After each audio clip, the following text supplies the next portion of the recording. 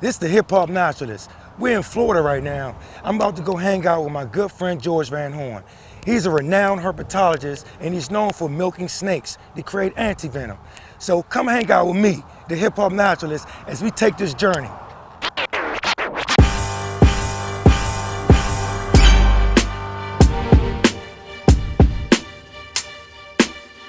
Ride with me. One thing I always like people to know is the fact that snakes do not attack people. I don't know where these silly rumors come from, but because of snakes' evolutionary history, as they have been fast food for other animals for like 130 million years, their instincts when they see a large animal like a human being is to avoid contact. So, you know, take my word for it, snakes want nothing to do with you. Now, here at the Serpentarium, I got interested in snakes when I was 3 or 4 years old. And I grew up in Miami, and I walked into the old Miami Serpentarium, and I saw Bill Haas, who was one of the premier pioneers in venom research. He had this serpentarium, and all he did was work with snakes all day. And I found out about the science, and I didn't know about the venom at the time, but I found out about the venom, and I just was hooked. And you know, for the rest of my life, my prime protocol interest and everything in my life has been aimed at trying to make a living with snakes. And fortunately, I'm one of these lucky people that got their dream that they had when they were 6 years old of you know, having the serpentarium that I dreamed of having.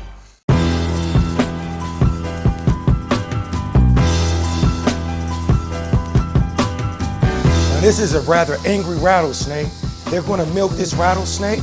He's a rather angry guy. That's why you hear all the hissing from the rattles.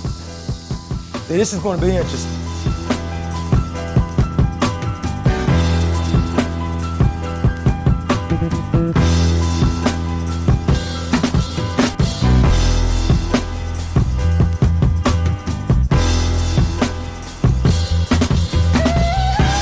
That was awesome. It's the Hip Hop Naturalist. You don't see it any better than that. But it saved our lives. This is very important work. Starting out, I had a rattlesnake bite. It was a day we had 800 rattlesnakes in here. We were working on a big venom project. And I had already collected venom from the snake. I was putting him away, and he whipped around and he got a fang in the bone joint of my right forefinger. It's a problem sometimes, because sometimes I'm waving to people and they think I'm shooting them a bird. That's great.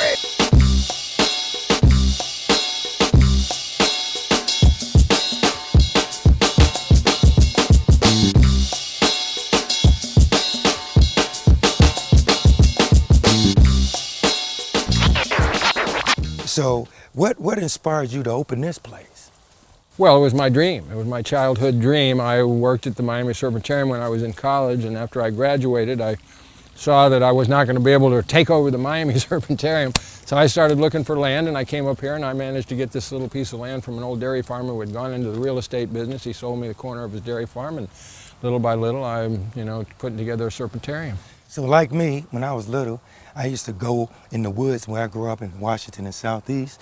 It's not a bad neighborhood, it's not great, but I had a lot of buddies who would do wrong things. And what kept me off the streets, I would go to the zoo, I would catch snakes, crayfish, frogs, and I had a love of animals since I was little, and that's what drew me to your place.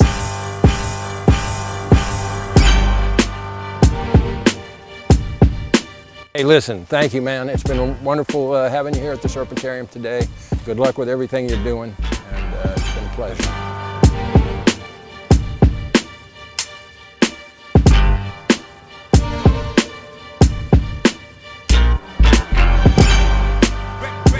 Ride with me.